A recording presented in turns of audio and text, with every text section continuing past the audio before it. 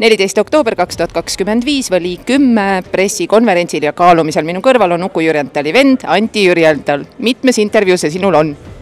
Kuusfatiga esimene. Minul tavaliselt nagu pole niisuguseid intervjuusid veel tehtud, aga teeme otsa lahti. No teeme otsa lahti.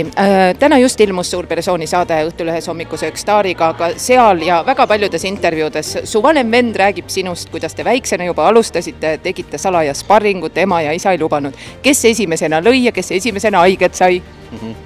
Eks meil oli see igapäevane, harjutasime oma erinevaid võtteid juba täitsa maast madalast peale.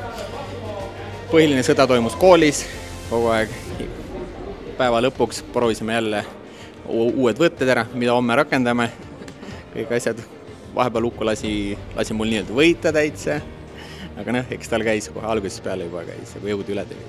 No Uku on öelnud, et see selline võitleja hing on temas ju kogu aeg olnud ja me oleme seda ka näinud, aga mingis osas see tuli ka sellest, et väikest venda oli kaitsta, sest koolis ja kooli kiusamised ja poiste kaklused, et ta sai aru, et keegi peab sinu ees seisma. Täna te seisate koos, teete boksi harjutusi koos, sa oled ta kõrval pea kõikidel nendel võistlustel. Milline see venna side teie vahel on, kui sa peaksid selle kuidagi sõnadesse panema?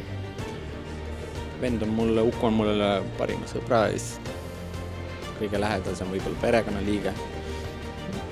Maksimum. Ja milline mees on Uku? Kõige sihikindlam, keda ma tean ja teeb ära asjad. Peab lubadusi? Jaa, jutustajaid on palju, Uku teeb.